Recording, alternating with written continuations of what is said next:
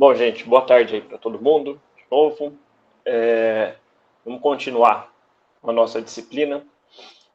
Só para fazer uma recapitulação breve, que a gente viu na aula passada, a gente começou a falar de corpo rígido. Então, quando a gente inseriu essa questão aqui do corpo rígido, onde a posição das minhas forças vão importar aí no meu problema, basicamente, isso quer dizer, eu comecei a falar de momento, né? Então aí a gente começou aprendendo o básico de momento, que era como a gente calcula essa relação entre a força e a distância, né? Exatamente qual é a distância que a gente tem que considerar. Vimos aqui uns casos mais simples, né? Vimos aí que essa distância tem que ser perpendicular à linha de ação da força e até o ponto onde a gente está fazendo a consideração do momento. Então, assim, o momento sempre vai ter que ser calculado em relação a um determinado ponto, tá bom? Então, a gente começou por aqui. Falamos também pela regra da mão direita. Rapidinho, pessoal, só desativar aqui as notificações, senão eu não concentro. Pronto. Então aí a gente falou também da regra da mão direita, né, que em sentido do giro a gente tem um vetor que vai estar aí saindo ou entrando da tela, né, se a gente está considerando esse problema aqui no plano. E depois calculamos um pouquinho dos momentos. Vimos também que para calcular o momento, às vezes, é melhor a gente decompor as nossas forças por meio aqui de direções conhecidas, no caso horizontal e vertical, e que a soma do momento dessas forças, né, das suas componentes, é igual ao momento final, né, igual ao momento total. Beleza? Então aí fizemos mais alguns exercícios. Falamos também aqui desse princípio de transmissibilidade, certo? Que a gente pode mover a força do jeito que a gente quiser ao longo da sua linha do eixo, mas se a gente for movimentar, né, fora da sua linha de ação, a gente tem que considerar também, né, neste movimento aqui, considerar o momento que a força causava quando ela estava aplicada numa determinada posição. Isso leva a gente à seguinte constatação. Se eu tiver um corpo qualquer e eu posso, né, neste corpo, ele está sujeito a diversas forças e momentos concentrados. O que são os momentos concentrados? Os momentos concentrados, eles são rotações exatamente ali no ponto de aplicação da minha força. Tá? Então é como se a gente pegasse o nosso corpo e tendesse ali a rotacionar ele direto. Então não é um momento que vem da aplicação de uma força concentrada. Então eu posso juntar todas essas forças e momentos por meio de uma força resultante e um momento resultante. Tá? Essa força resultante, se as minhas forças estão no plano, ela vai ser composta aí por uma força horizontal e uma força vertical, que a gente pode decompor e fica mais fácil da gente trabalhar. Só que aqui, né, na questão do momento, o giro total aí que meu corpo vai ter, ele vai ser a soma de cada um desses giros isolados, mais o giro, né, o momento que cada uma dessas forças faziam, né, nas suas respectivas posições. Supondo aí que eu estou transformando em um conjunto de forças que atuam em um determinado ponto, tá bom? Um ponto único. Então a gente tem que somar os momentos concentrados com os momentos em relação a esse meu ponto O, tá? Que é o ponto onde eu estou levando as minhas forças. Tudo isso para falar para vocês que a gente pode pegar tudo que a gente tem no nosso corpo e transformar em uma força resultante e em um momento resultante, tá? Aí na aula passada também a gente fez esse exemplo, que a gente transferiu aqui essas forças para este ponto, para o ponto A. Então calculamos a força resultante em x, em y, calculamos também o momento em função de tudo que a gente tinha no problema. Esse exemplo aqui a gente não fez, né? Isso aqui eu fiz com a outra turma. Então, peraí, rapidinho. Deixa eu só apagá-lo.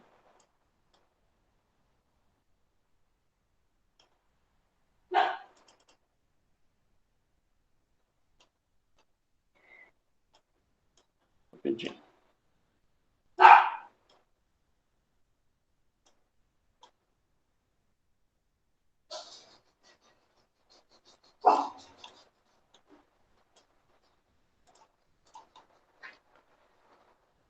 Então, vamos lá.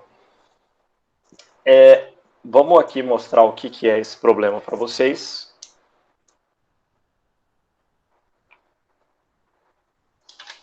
Só conferir aqui o sentido que estava o momento.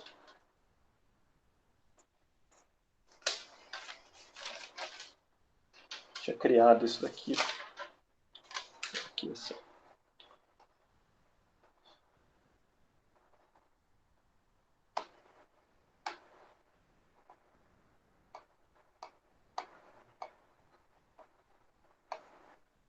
Então, pessoal, na verdade, a gente vai começar a trabalhar com problemas que vão ter um pouco mais essa cara.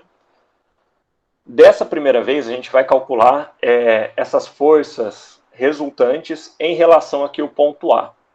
Mas vocês vão ver que depois a gente vai mudar um pouquinho essa abordagem. É mais para a gente aprender como se calculam as coisas e calcular essa força resultante. Tá? Então a gente está querendo aqui, ó, transferir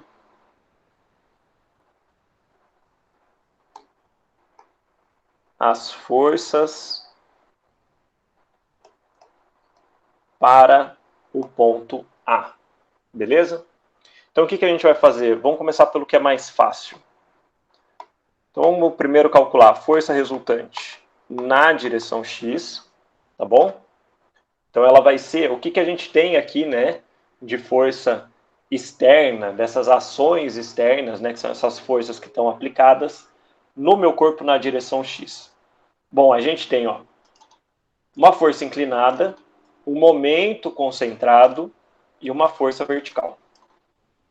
Então a gente vai ter só a componente horizontal dessa minha força inclinada, que a gente vai conseguir calcular em função desse ângulo de 30 graus que é dado com a vertical. Então, essa minha resultante, ela vai ser o 900, certo? Vezes o seno de 30 graus. Então, seno de 30 graus é meio. Então, eu posso falar que esse meu corpinho ele está com uma força resultante na direção horizontal de 450 newtons. Beleza? Qualquer coisa vocês param aí e me perguntam, tá? Por favor. Depois a gente vai ter a força resultante na direção Y, que agora a gente tem mais coisa. Então a gente vai ter a componente vertical aqui de Y e também aquela forcinha de 300. Então vamos lá. Bom, então a componente vertical. Bom, se a componente horizontal foi seno, a vertical vai ser cosseno. Certo? Porque aí o cateto adjacente ao ângulo que eu estou considerando.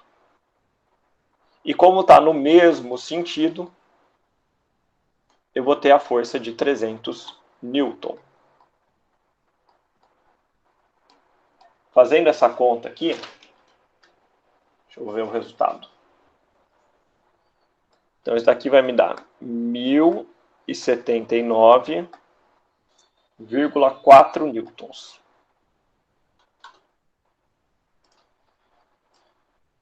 Então significa, né, gente, que essa componente vertical, vocês concordam que ela vai ser 1079,4 menos 300, então 779,4, basicamente. É só fazer aí 900 vezes cosseno de 30. Vou até escrever ela aqui, ó. 779,4 newtons, tá bom? Essa é a componente vertical E a componente horizontal, 450 newtons, que é o que a gente já calculou. Beleza? Então é isso aí que a gente tem que fazer de força. Agora, em relação ao momento, vou colocar assim, momento resultante em relação ao ponto A, tá? Que a gente tem sempre que levar em consideração o ponto que a gente está calculando o momento, ele vai ser o seguinte. Vamos lá. Então vamos fazer primeiro pelas forças e depois a gente vê o que faz com esse momento concentrado.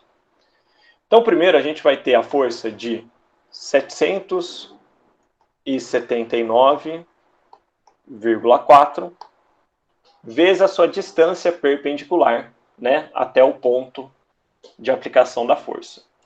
Acho que a gente consegue ver aqui que a minha força, né, apesar dela estar inclinadinha aqui, mas é erro do desenho, é uma força vertical, então, consequentemente, a minha distância da linha de ação até o ponto que eu estou calculando vai ser essa distância horizontal aqui de 0,75. Então, vai ficar vezes 0,75. Beleza? Uma coisa importante também é que a gente tem que identificar o sentido aí desses momentos. Então, eu estou considerando aqui o primeiro sentido, eu estou chamando de positivo, que vai ser este daqui. Deixa eu fazer com a caneta mesmo. Então, é este sentido aqui da primeira força que eu estou chamando de positivo. Depois, vou colocar a minha força de 300. Então, ó, a força concentrada, tá? É esta daqui, que também é vertical. E agora a distância da força aqui até o ponto de aplicação vai ser 3 vezes o 0,75, que dá 1,5, 2,25. E aí vem a questão do sinal, né, pessoal?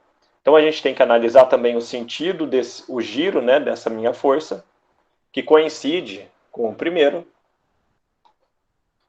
Então, esses momentos se somam, tá bom? E aí o que a gente faz com o momento concentrado? Bom, vamos pensar o seguinte. O que a gente está calculando aqui, né, esses momentos, então é uma força vezes distância. E sempre nessa dúvida, sabe, do que você pode somar, você não pode somar, é a análise dimensional, que é você analisar as unidades, é importante para entender, assim, te ajudar nesse processo. Então, você está fazendo aqui uma conta de Newton vezes metro. Então, o que você está calculando aqui, ele é Newton vezes metro.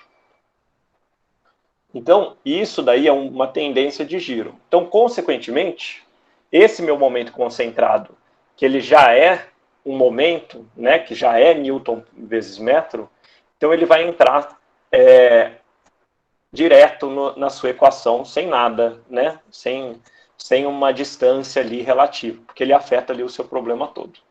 E repara que aqui, o giro desse momento concentrado que foi dado para o problema, ele é contrário aos meus giros aí que eu tô chamando de positivo. Então a gente só soma ou subtrai ele de acordo com o seu sentido. Fazendo isso, isso daqui me dá 959,6 Newton vezes metro. Tá bom? E é isso, tá? Só para mostrar aí para vocês o que a gente faz quando tem esse momento concentrado. Beleza? Aí, gente, achei que eu já tinha dado isso aqui para vocês. Aí a gente entra na questão do equilíbrio, né? Então, na verdade... Ô, Oi, Fábio, pode falar. mandaram uma pergunta. Ô, desculpa. Deixa eu abrir aqui. Ele não seria o contrário se a seta do momento concentrado estivesse para cima.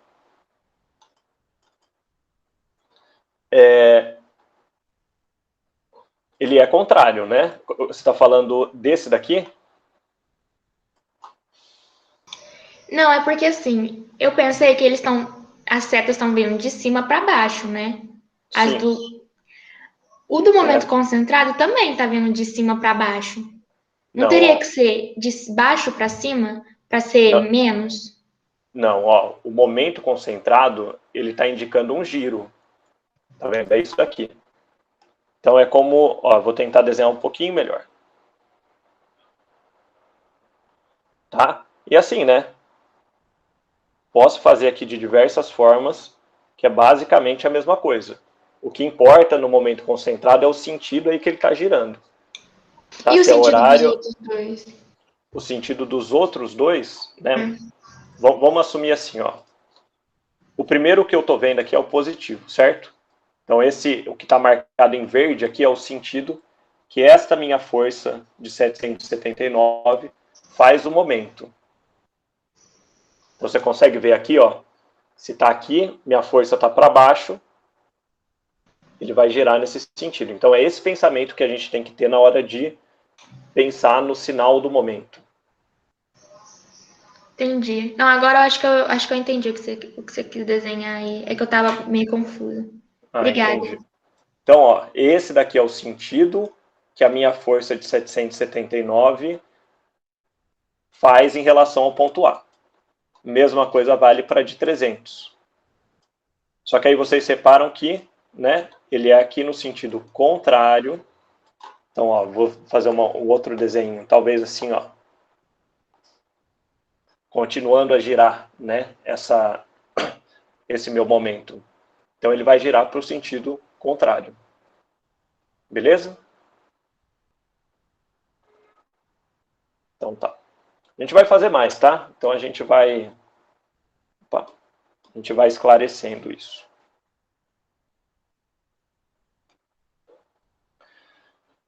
Só que, pessoal, assim, ó, quando tiver dúvida pode abrir o áudio, tá? Que às vezes aqui eu tô na tela aqui, para mim aqui não aparece o Meet. Só que a gente vai utilizar toda essa metodologia, na verdade, não é basicamente para a gente levar as forças para um determinado ponto. A gente vai calcular mais no sentido de fazer uma resultante global desse problema, só que para aplicar o equilíbrio, né? O equilíbrio de corpo rígido. Então, quando a gente estava falando de ponto material, o equilíbrio de um ponto que está contido no plano é o fato dele não ter aí uma aceleração, e vamos pensar assim, uma possibilidade de movimento na horizontal e na vertical. E isso para o nosso corpo rígido também é verdade. Né? Ele vai estar em equilíbrio se ele não se deslocar aí na horizontal, se ele não se deslocar na vertical. Entendam o corpo rígido como é essa figura aqui, né? Uma batata flutuando no espaço, tá bom? Então, assim, se ele não se deslocar para um lado e não se deslocar para o outro. E a gente já viu, né, que isso é o resultado de que a minha força resultante em x e a minha força resultante em y seja igual a zero. Acontece que no corpo rígido, por a gente ter inserido essa situação do momento, ele pode estar rotacionando. Então pense o seguinte, se você tiver um disco no espaço e você está aqui, marca um pontinho nele, ele está fixo ali na posição dele, só que você rotaciona ele, repara que esse meu pontinho vai estar mudando de posição. E, consequentemente, isso não é uma situação, né, de equilíbrio. Né? Ele vai ter essa tendência de mudar de posição. Beleza? Então, aqui a gente tem essas condições de equilíbrio a mais no nosso problema. Então, ó, um corpo em equilíbrio não rotaciona, mas pode se deslocar com velocidade constante ou não se mover de forma alguma. Então, definição aí do que é equilíbrio. Só que de maneira mais específica, a gente vai usar bastante aqui, bastante mesmo, as condições de equilíbrio, beleza? As condições de equilíbrio, a gente já viu que era a força resultante igual a zero, e a força resultante a gente tira aí da somatória das forças. Então aí a gente diz para o nosso problema que ele não está tendo uma tendência de se deslocar ou ganhar aí velocidade. Mas aqui na questão da rotação, que a gente vai fazer é o seguinte, que o momento resultante em relação aí a algum determinado ponto, né, que a gente vai ter sempre que considerar, ele também é zero. Então, essas duas condições, né, essas duas equações, são as nossas condições de equilíbrio. Então, é isso gerais, tá? Então, por exemplo, valeria ir para um problema que está no espaço se a gente considerasse mais uma dimensão, né, mais uma soma de forças na outra direção que está faltando. Mas como a gente está indo trabalhar num sistema de forças coplanares, onde a gente vai assumir basicamente as nossas coordenadas x e y, como a gente costuma fazer, as minhas condições de equilíbrio agora vão virar 3, que vão ser basicamente desmembrando a minha força numa soma de força na direção x, uma soma de força na direção y e também uma soma de momento em relação a um ponto qualquer igual a zero. Então essas minhas 3 equaçõezinhas aqui, que vão ser a base de todos os meus problemas. Tá? Então a gente vai assumir que os nossos problemas estão em equilíbrio para que a gente entenda como que esse equilíbrio está se tornando, né? Está sendo possível no nosso corpo. Tá bom? Então a gente vai aplicar bastante isso. E de novo, né? Soma de força em x impede uma direção, força em y impede outra, e soma de momento no final. Beleza? Então, o que a gente vai fazer aqui é um probleminha onde a gente vai aplicar essas condições de equilíbrio. E a gente vai usar ela para resolver problemas desse tipo.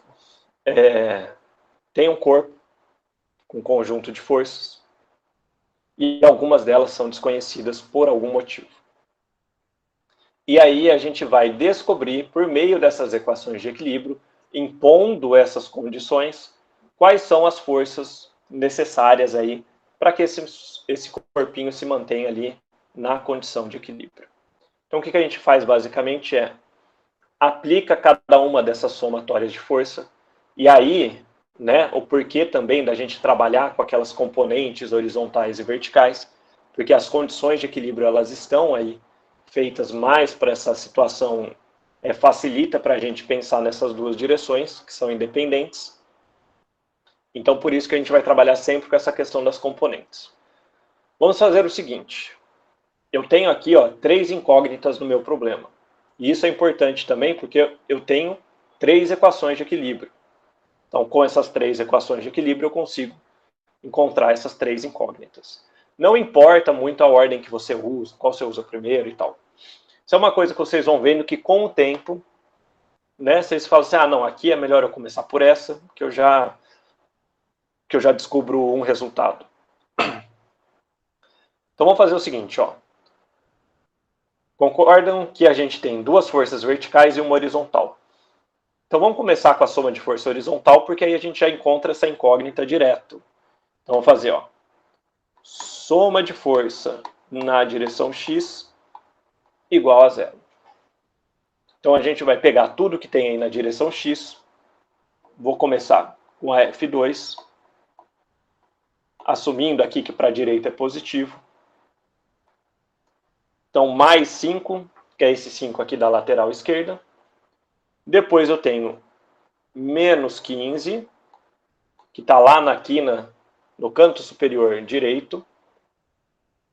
E depois a componente horizontal dessa minha força. Tá bom? Que também vai ser negativa. E vai ser 8 raiz de 2 vezes o seno de 45 graus igual a zero. fazer o seguinte, ó. F2 menos 10. E agora fala para mim, ó, seno de 45 é raiz de 2 sobre 2, né? Vezes raiz de 2 vai dar 1, certo? Então, ó.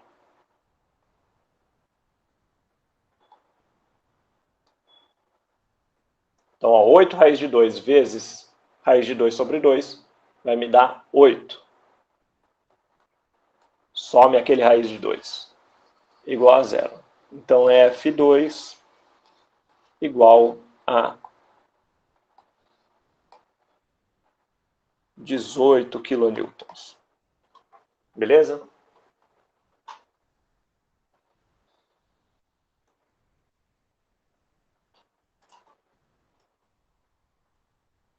Agora eu vou fazer o seguinte.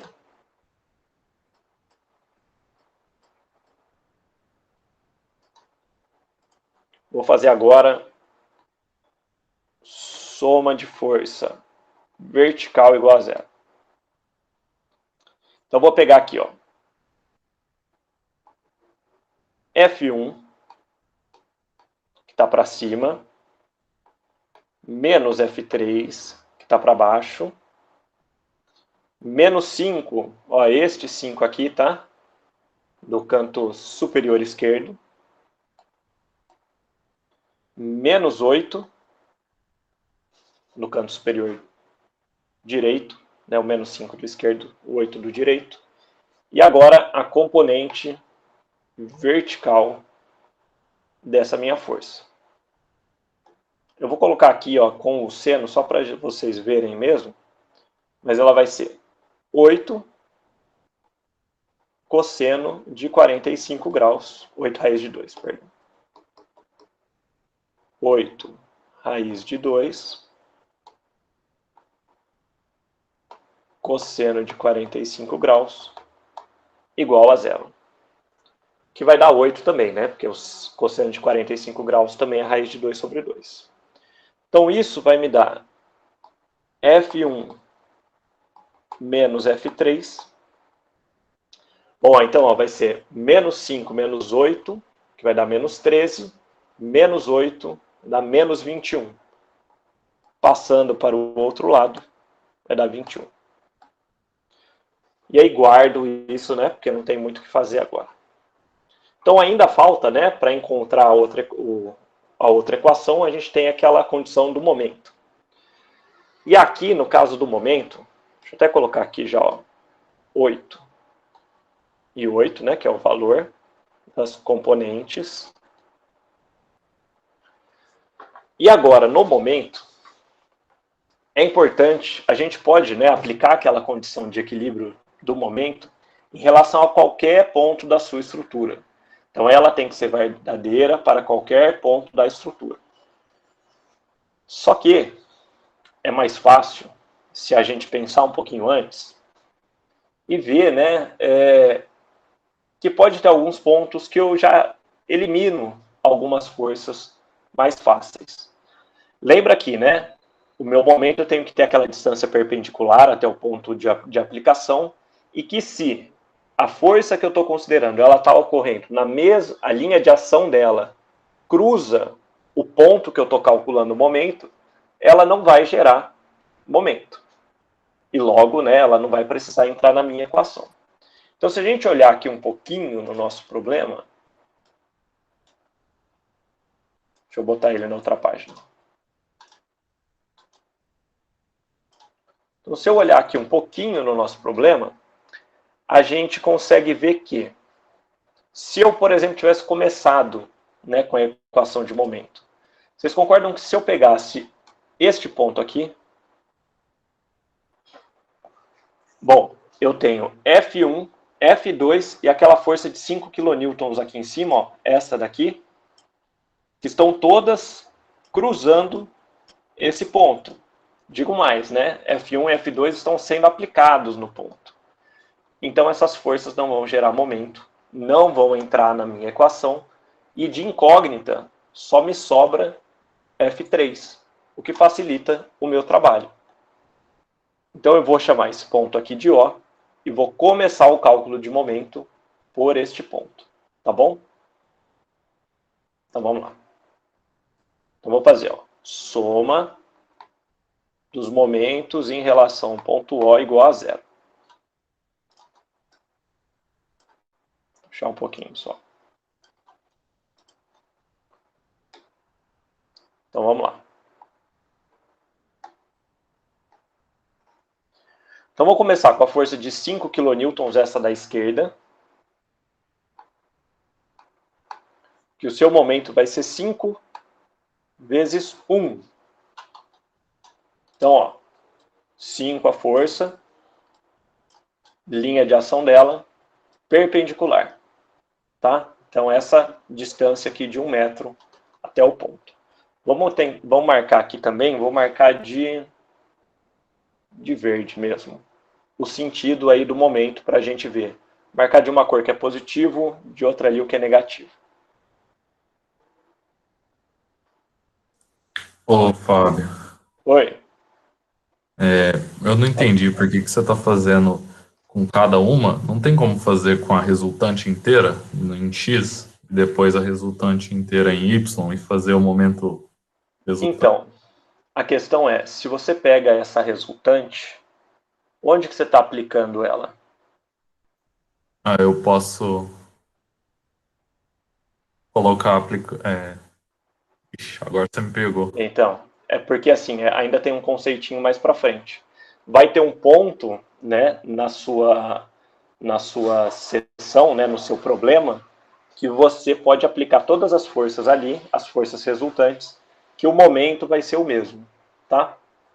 Então, assim, você ainda tem que, apesar de você ter essas forças resultantes, cada uma dessas forcinhas estava aplicada num lugar. Tá num Então, ponto isso diferente, né? entendeu? Tô ligado. Então, assim, existe um ponto aqui que você pode aplicar, né, que você vai ter o mesmo efeito. Mas aí é um outro Deve ser no cálculo. meio, né? Ou não? Mas depende, tá? Provavelmente aí seria, mas tem mais coisa envolvida, tá bom? Beleza, A beleza, gente valeu. vai chegar nisso lá pra frente. Então aí a gente tem que fazer a análise de um por um mesmo, não tem jeito. Então, ó, a gente vai ter 5 vezes 1. Essa força de 5 aqui, ó, não gera momento, né? Que a gente já conversou. Depois a gente vai ter a força de 8. Vamos analisar o giro dela, né? Então, ó, meu ponto de giro está aqui. Vocês concordam que este daqui vai ser o giro dela? Que também é para o mesmo sentido, então, positivo. E a distância que vai ser 2 metros. Que é esta distância aqui, né? Na verdade, esta daqui.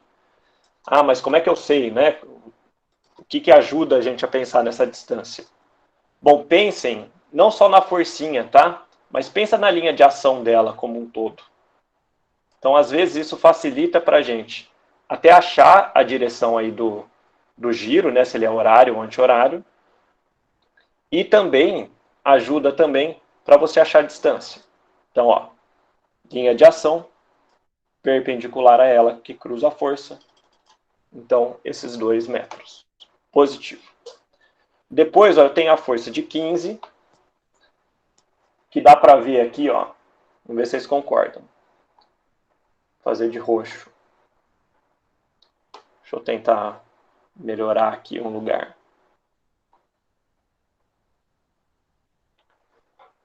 Que vai ser agora para o sentido contrário. Então, por isso, vai ser menos 15. 15 vezes quanto? O que vocês acham? Bota no chat aí. Pra eu ver uma coisa. 2. É 2, né? Isso aí, gente. Então, o 2 que vai ser essa distância aqui. Beleza? Então, seguindo. Agora a gente tem esse 8 aqui que ficou um pouquinho apagado, né? Mas a componente horizontal. E olha aqui o que eu falei, né? Se a gente estivesse considerando só essa componente aqui, essa força inclinada, a gente tinha, né, que caçar mais ou menos qual que era a distância perpendicular dessa força inclinada para o ponto O. Então, assim, dá para fazer, né? Mas é melhor a gente trabalhar nas componentes. Então, a gente vai ter mais 8. Então, estou falando da componente vertical primeiro, tá? Então, mais, ó, o giro aqui dessa força, tá bom? 8 vezes 2. E agora aqui, a nossa força horizontal, que vai girar para o sentido contrário.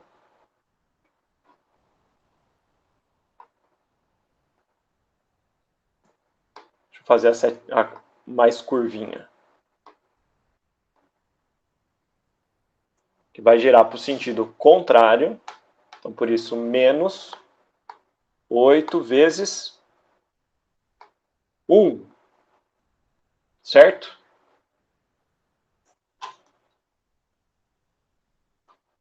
Então, ó, 8 vezes 1, que é essa distância aqui.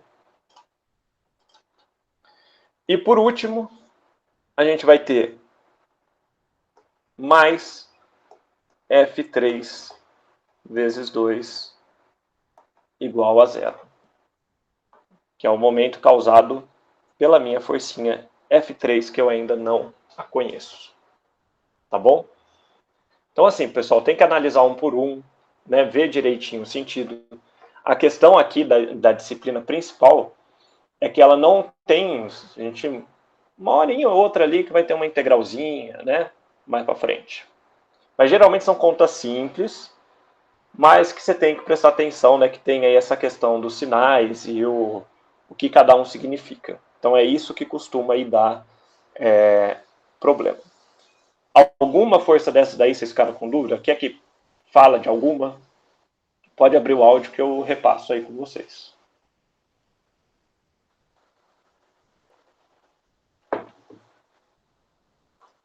Tranquilo. Então, beleza. Fábio, Pode falar. eu queria só confirmar, como então você adotou o zero, né? O ponto zero, o ponto que está o momento sendo aplicado, né? É onde está vindo a força F2 e F1, por isso elas se cancelam, porque não vai fazer diferença a força que estão, as duas forças aplicadas. Ai, meu Deus, não vai fazer diferença o momento aplicado nesse ponto. É isso? A questão não é nem que não vai fazer diferença. A questão é que, em relação àquele ponto, a força F1 e F2 não gera momento, né? Elas não fazem que aquele ponto tende a girar. Então, aí ela não entra na equação. Tá? É porque eu estava aqui pensando, não, mas como é que as forças vão se cancelar se eu nem sei quanto que é uma força e a outra, mas não tem a ver com isso, entendi. Não, elas não se cancelam. Vamos pensar assim, como se eu estivesse fazendo a conta do momento e eu colocasse aqui F1 vezes 0. Tá? Como se a distância ali fosse 0. Tá? A força ela existe, ela vai ter um valor ali, né? Que a gente não conhece ainda. Ok. Beleza? Beleza. Então aqui, ó, resolvendo tudo isso, eu acho que o F3 é o valor que dá. Um valorzinho feio. Dá 1/8, basicamente. Vou botar aqui, ó, 0,125 kN. Tá bom? Assim, ó, deu um valorzinho feio, mas por conta dos números do exercício, tá? Mas... E aí, o que a gente faz? A gente pega aqui essa nossa equação, que ficou sobrando, F1 menos F3 igual a 21.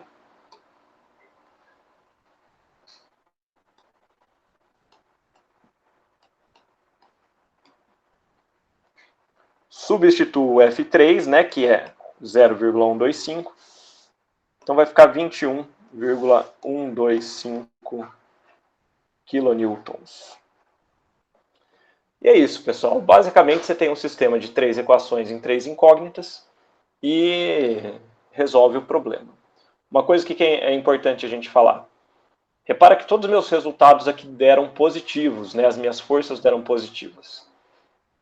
Este sinal ele vai indicar se essa força incógnita, né? Se o F1, F2, F3, que eu atribuí um sentido, mas a princípio, né, a gente vai ver que a gente não sabe. A gente sabe que ele pode estar numa determinada direção. Se está para cima, para baixo, esquerda, direita, a gente não sabe. Quando a gente chega nesses valores com sinais positivos, ele vai significar o seguinte, que o sentido que a gente considerou ali no nosso desenho, no nosso esquema, ele está certo. Então ali, ó, na força F1, né, naquele ponto ali, tem uma força de 21,125 kN para cima, né?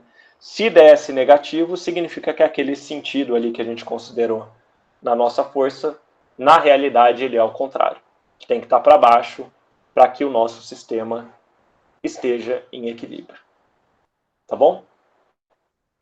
Alguém quer perguntar mais alguma coisa desse exercício? Fábio, Hum. Por que você não colocou aquela força ali do canto superior esquerdo? 5 kN. O 5. Então, porque, na verdade, né, lembra daquela questão da transmissibilidade, né, também. O que vai importar para a gente, né, no momento, aqui, né, se a minha força está exatamente no ponto, a gente consegue ver mais fácil aí que ela não vai gerar momento. Só que essa minha força aqui, a linha de ação dela cruza o ponto. E esse que é a condição real mesmo, né, para não gerar momento. Como se eu tivesse aqui, ó, tipo, meu ponto aqui é minha mão aqui embaixo e a força aqui em cima. Na verdade, eu estou só empurrando, né? Eu não estou girando a minha força. Então, repara que a linha de ação ali dela cruza o ponto que eu estou analisando. Tá? É o ponto que eu estou considerando para o giro. Então, isso tem que ficar atento. Beleza? Entendi, obrigada. Nada. Então, pessoal, e assim, vocês chegariam no mesmo resultado se vocês tivessem pego qualquer outro ponto para fazer esse cálculo do momento, tá? Então, isso ia dar certo de um jeito ou de outro. Você podia ter feito a soma de momento aqui no meio, né? Aí você consideraria aí várias forças diferentes, todas as incógnitas. A única diferença é que você ia ter um sistema, ia ter que jogar aí com essas equações, tá? Então, assim, essas condições de equilíbrio, elas variam, tá? Então, assim, cada um pode fazer de um jeito, mas o resultado é sempre o mesmo. Beleza? Então, vamos seguir aqui. Deixa eu só trocar o arquivo.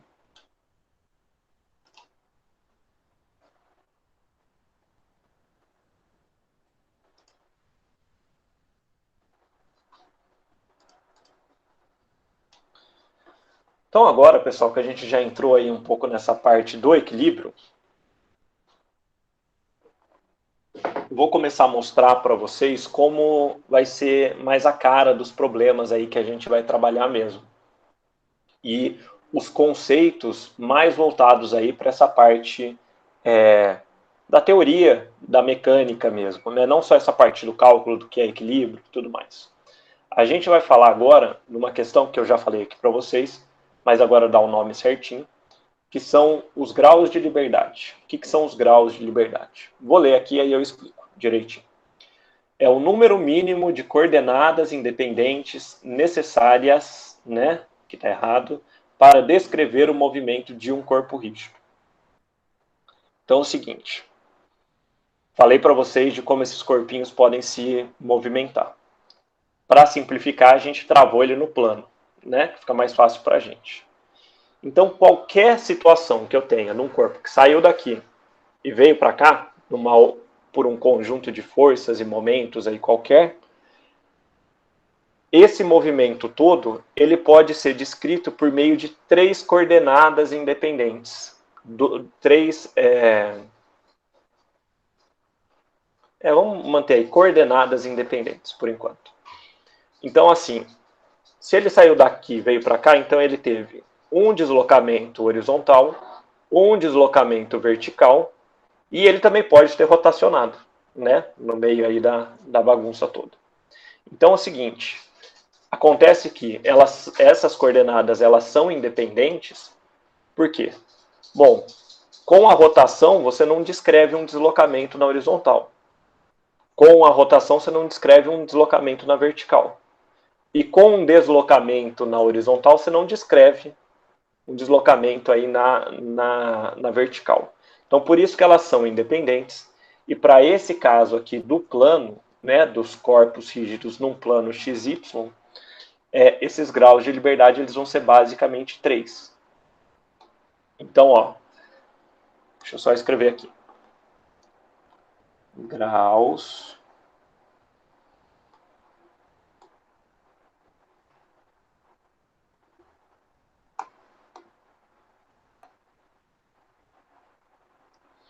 Graus de liberdade no plano. Então, o primeiro vai ser o deslocamento na direção X. O segundo, o deslocamento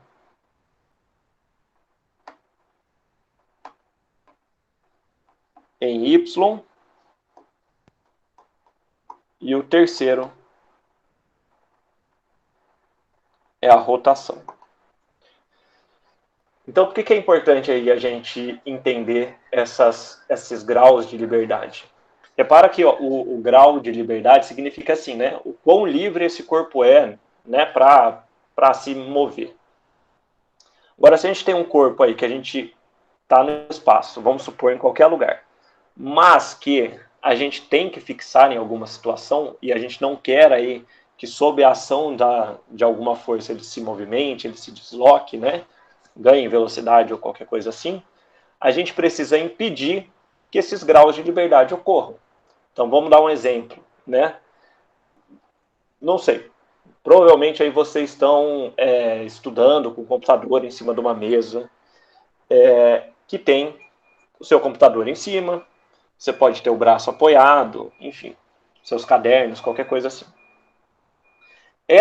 Vamos pensar só na tábua da mesa, né, que está apoiando todas essas forças e solicitações. Bom, pela ação da gravidade, ou talvez até a ação aqui do seu cotovelo, né, fazendo pressão aqui na mesa, a tendência dessa mesa seria que ela se deslocasse verticalmente para baixo, essa tábua. Agora fala para mim, o que impede essa mesa de se deslocar? Bom, você tem aqui, no meu caso, tem os pés aqui da mesa, que estão aí apoiados no chão. Então, esse apoio no chão é um grau de liberdade, né? Ele está impedindo que a sua mesa se desloque aí nessa direção. Outro exemplo. Se eu estou aqui, ó, eu estou dando o meu exemplo aqui, tá? A minha mesa, eu estou de frente com uma parede aqui. Bom, não tem nada preso, né? A minha mesa é até solta. Só que se eu aplico uma força aqui, ó, na horizontal, no sentido da parede, eu não vou conseguir deslocar essa mesa. Por quê? Porque tem alguma coisa travando esse deslocamento, né? Que seria aí um desses graus de liberdade. Então, assim, gente, a gente vai mostrar para vocês agora essas formas de travar, né? De prender as suas estruturas e como elas vão agir, né, em cada um dos nossos problemas. Basicamente, a gente tem 2 tipos de travamentos. O ideal é que a gente pegue esse corpinho nosso que está flutuando no espaço, né, e que a gente fixe ele a um lugar fixo, né, rígido. Como se fosse, pode pensar aí que a gente está prendendo ele no solo. Né? Vamos manter isso, que acho que fica mais fácil da gente pensar. Mas também tem formas aí de vínculos, né, de ligações, que a gente liga numa estrutura a outra e aí impede que ela se desloque de alguma forma. Eu vou começar falando, apesar de estar aqui, guardem só aqui ó, em cima, depois a gente volta nesse slide. A gente vai entrar agora na parte dos vínculos, que são aí esses elementos que vão impedir os graus de liberdade e que restringem, tá, os graus de liberdade da nossa estrutura, tá bom? Então aí, para a nossa estrutura, ela está fixa aí no espaço, né, determinada espacialmente, a gente precisa que aqueles 3 graus de liberdade sejam fixados, tá bom? Então, ó, os vínculos, né, são essas ligações. A gente vai ter os vínculos internos, que são esses daqui que eu vou falar depois. internos. E aqui o que eu vou falar um pouquinho mais agora são os vínculos externos. Deixa eu só arrumar aqui, que isso aqui está errado. Vínculos externos. E por que externos? Porque eles vão ligar a sua estrutura a algo fora dela, né? E aqui é para vocês imaginarem o solo, né? Alguma solo, a parede, alguma coisa assim, rígida, que vai impedir realmente que ela se desloque. Esses apoios, a gente vai começar falando dos apoios, e a gente vai ter basicamente 3 classificações aqui, que vocês podem encontrar aí talvez com outras figurinhas, nos livros e tudo mais. O primeiro apoio que a gente vai falar é o apoio móvel. E esse tipo de apoio vai retirar 1 grau de liberdade. Eu vou desenhar ele aqui, aí vocês vão dando uma olhada para ver o que vocês acham que ele faz.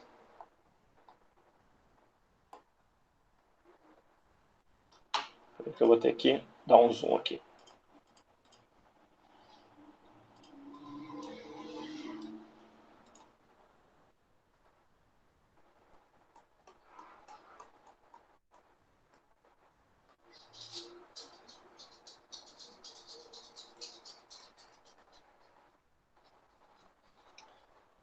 Então, pessoal, vou desenhar um pouquinho maior aqui, ó, só para tentar fazer um desenho mais bonito. Pronto.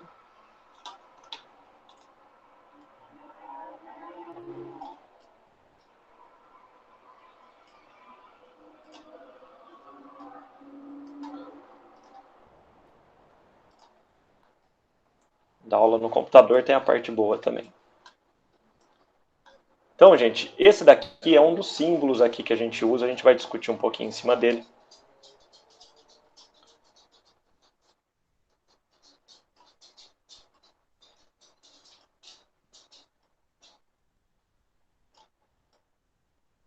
Bom, esses daqui são os nossos apoios móveis. Ele pode vir dessas duas formas.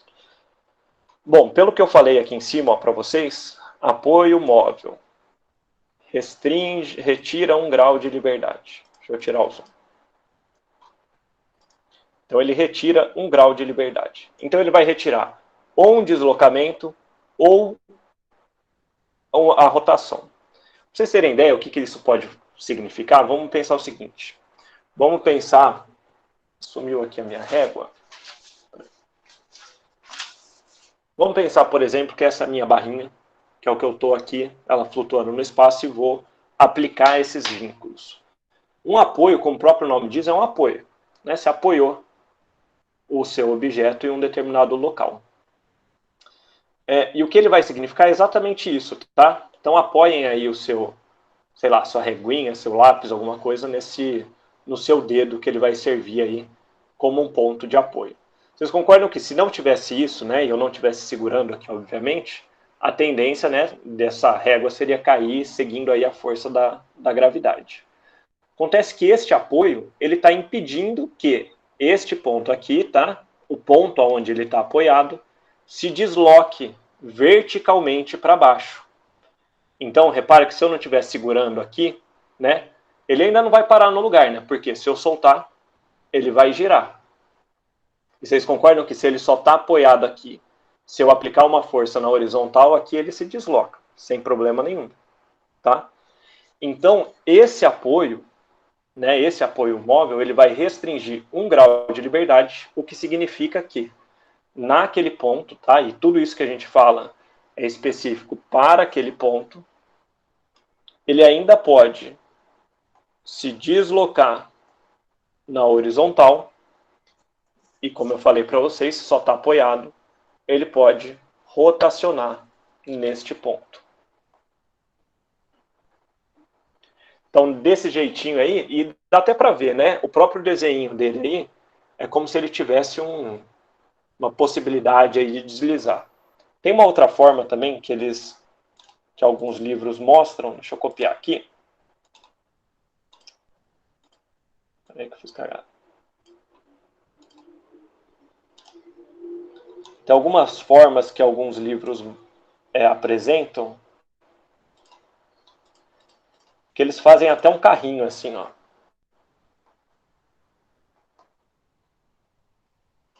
Então aí que é mais didático ainda, né, para o seu significado. Então aí faz aí entender que ele pode se deslocar nessa direção, mas aqui, né, na vertical ele está preso. E aqui, né, o equivalente aqui para o desenho aqui de baixo bom, ele pode se deslocar nessa direção e também pode rotacionar. Deixa eu fazer assim, ó. Se deslocar e rotacionar, tá bom? Então isso daqui é para a gente entender o que acontece em relação aos deslocamentos. Agora tem uma outra coisa muito importante, que também é de conceito básico, envolve, né, ação e reação do nosso problema, que é o seguinte. Esses vínculozinhos, eles estão ligando a nossa estrutura ao solo. Então vamos voltar para o exemplo da mesa. Eu estou aqui aplicando, né, uma força na minha mesa, e estou colocando mais coisa em cima dela. Vocês concordam que quanto maior, né, o que eu estiver aplicando, acho que isso a gente consegue, né, imaginar, essa força ela tem que ser descarregada para algum lugar. Muito provavelmente para o solo, né? E quanto mais força eu aplicar, mais força vai ser descarregada para o solo. Então, ponto 1. Ponto 2. Se eu for pensar na minha mesa isolada, vou pensar só ela aqui. Bom, ela tem um peso, né, que está para baixo, de tudo que eu coloquei aqui em cima, o peso dela, mais a força que eu estou aplicando também é para baixo. Então, o que impede aí que ela se desloque é o pé dela que está ligado ali no piso aqui de casa. Só que se a gente for pensar em termos de força, né, então eu tenho várias forças para baixo que estão solicitando a minha estrutura. Acontece que eu preciso ter alguma força que seja para cima para balancear esse meu problema e manter ele em equilíbrio, porque minha mesa está em equilíbrio, não importa aqui, né? A menos que ela quebre, mas tudo que eu colocar aqui em cima, se ela parou bonitinho, ela está em equilíbrio. Então, pessoal, o que a gente vai calcular aqui, e era aquelas incógnitas do exercício passado, são as forças de reação. E o que são essas forças de reação? Então, juntando aí as duas coisas que eu falei. Quanto mais coisa eu tiver aqui na minha mesa, né, mais carga ela vai descarregar no solo. Então, maior vai ser a força que aquele pedacinho ali do pé da mesa, tá, mais força vai ser o pedacinho que aquele pé da mesa vai estar fazendo no chão. E, pelo efeito lá de ação e reação, se a minha mesa, né, se o pé dela faz uma força no chão, o chão também vai fazer uma força de mesma intensidade, mesma direção, porém sentidos opostos.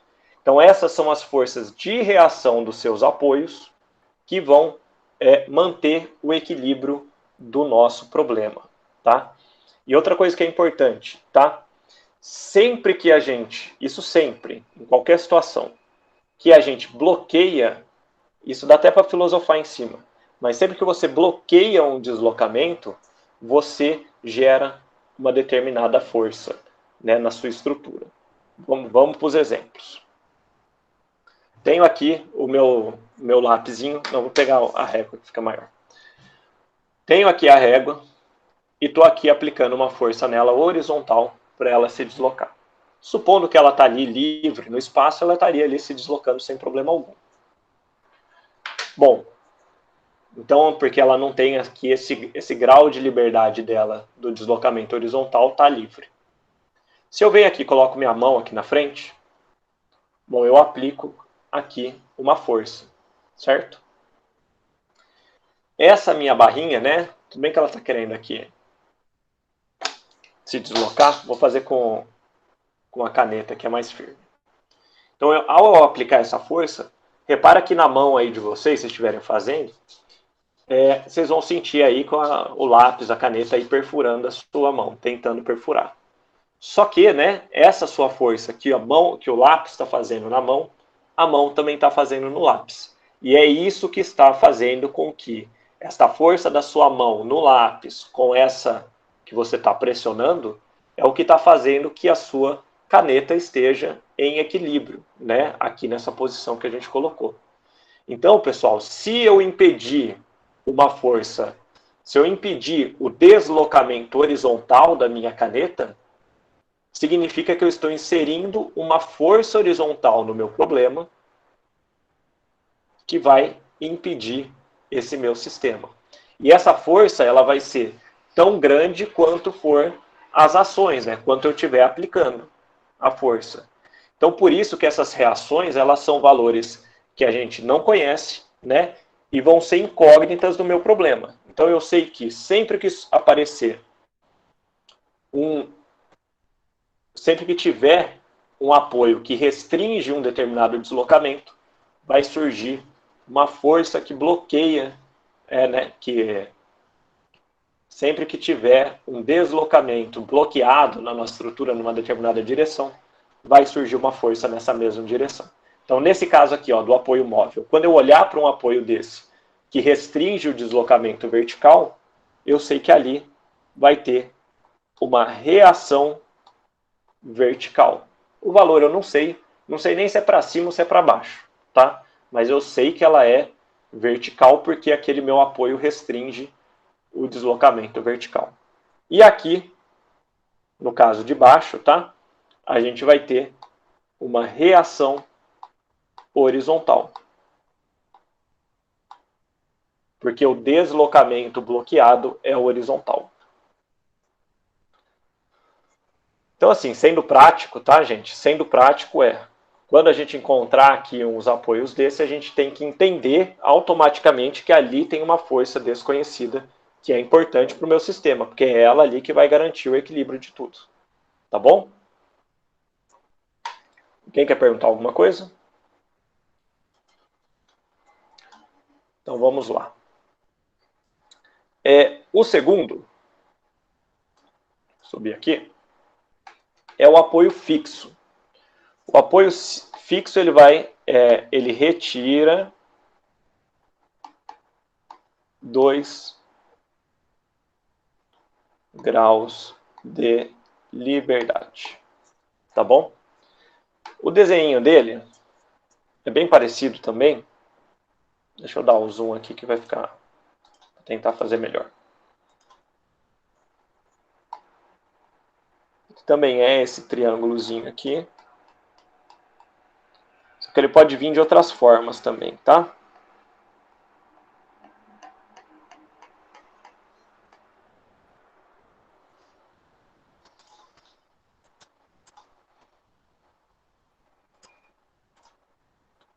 Então, ó, assim.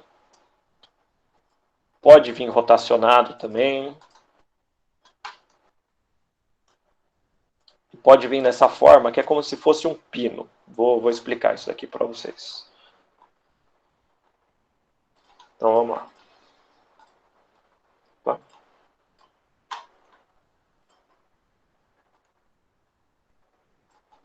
Então, é o seguinte, ó, o apoio fixo, né, agora ele vai retirar 2 graus de liberdade. Então, é basicamente se a gente pegasse aqui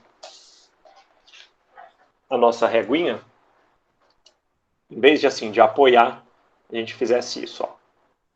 Fixasse aqui num ponto. Em inglês, né, esse tipo de ligação a gente chama de pinned, que vem de pino, basicamente. Então imagina, como se eu tivesse feito um furinho aqui, e passado uma barrinha aqui para prender. Então, se ele tentasse aqui deslocar para um lado, não consegue, para o outro também não, mas ele pudesse girar aqui em torno desse pino. Então é basicamente esse o significado desse tipo de apoio. Então, como eu falei aí para vocês, não pode deslocar em nenhuma das duas direções naquele ponto, mas está livre para rotacionar. Então, consequentemente, a hora que eu vou olhar para as forças que surgem aí nesse apoio, bom, se está travando o deslocamento vertical, então surge aí uma reação vertical. Se está travando o deslocamento horizontal, surge a reação horizontal. Então, quando vocês olharem um apoio desse, ele vai estar bloqueando, né, esses dois deslocamentos. Beleza? Vai estar bloqueando esses dois deslocamentos e vai surgir essas duas forças. Aqui ficou umas coisas a mais. Deixa eu tirar.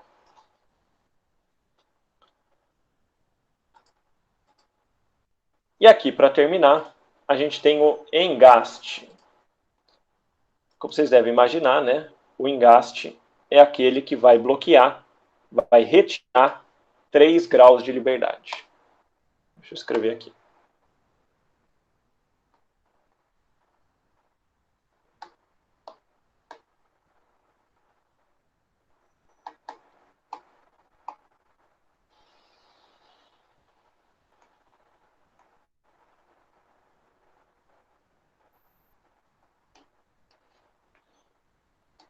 O esqueminha dele é mais simples, né?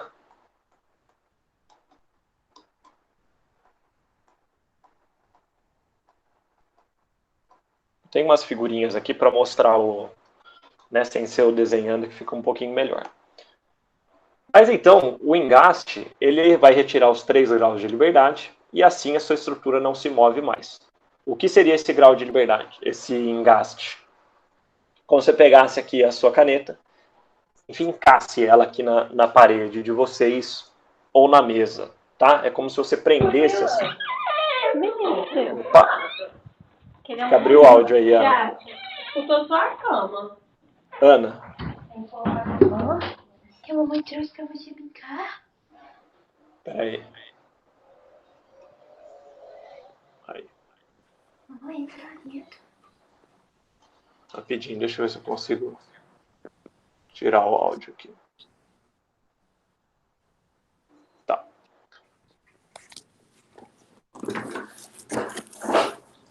Rapidinho, pessoal. Aí.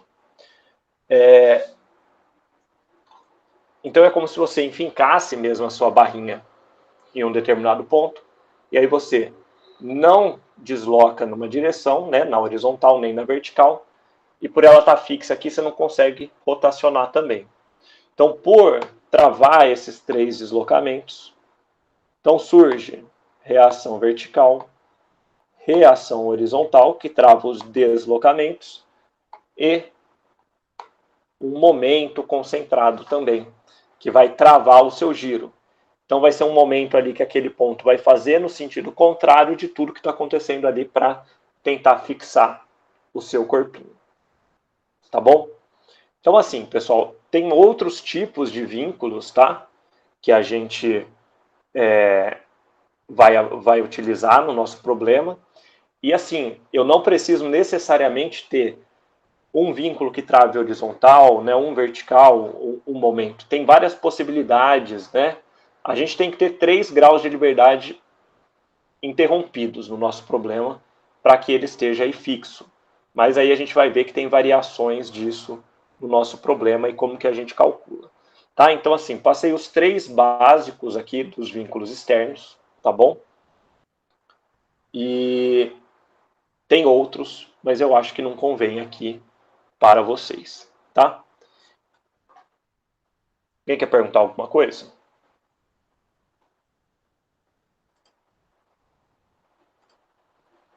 Então, espera aí que a gente já está finalizando aqui. E aqui só ficou faltando, então, pessoal, eu falar desses vínculos internos.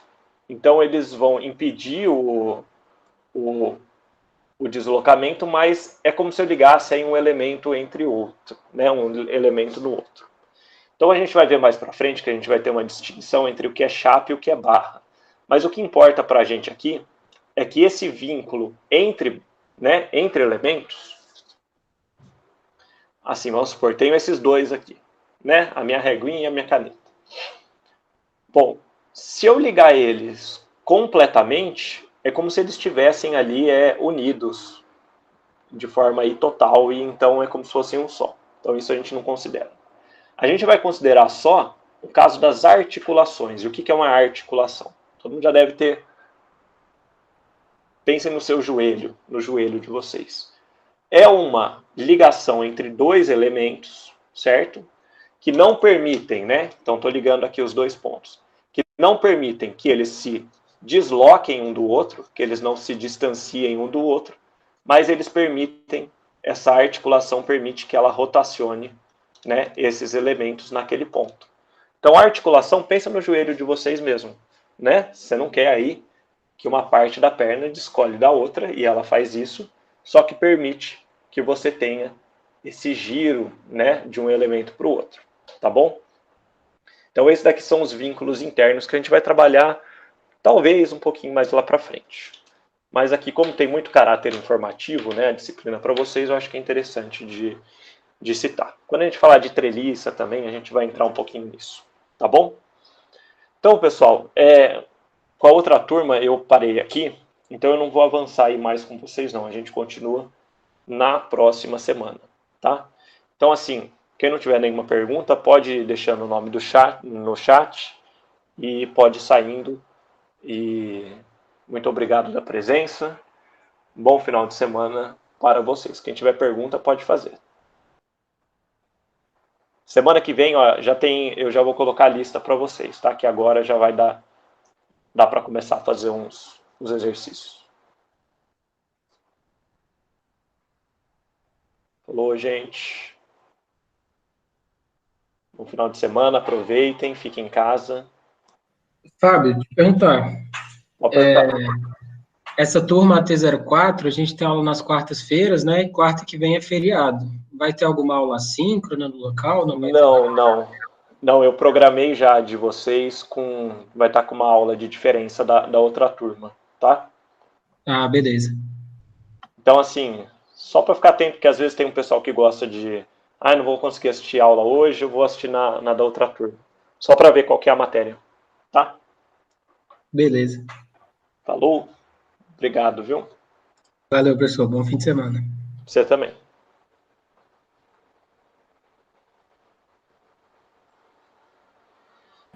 Fábio. Oi. Deixa eu te perguntar, quarta-feira eu acabei não conseguindo ver a aula e eu vi que, na verdade, eu vi duas irregularidades. Eu queria saber se a gente precisa fazer um mapa mental certinho. Tem mais pergunta? Você não veio na quarta, certo? Isso. Aí depois eu queria comentar um negócio também, porque você postou lá no Moodle, se eu não me engano, que a T04 é no de terça e quinta. Mas na verdade a T04 não. de sexta. Não, ó, então assim, no pessoal da T04 essa semana eu dei aula, né?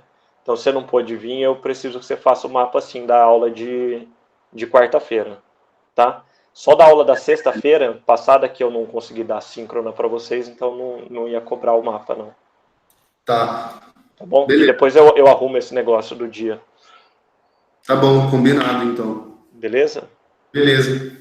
Depois, você poderia só verificar... os dias anteriores eu não precisava de não, ó. presença, né? No caso da turma aqui de vocês, só a sexta-feira, certo? Certo. Então, sexta-feira ali foi que eu não consegui dar aula síncrona. É que na T01 eu não consegui dar aula quinta nem terça agora. Sim. Né? Então, a deles aí eu não tô cobrando. Não, sem problemas, então. Beleza? Combinado. Depois aí você me avisa. Valeu. Falou, tchau, tchau.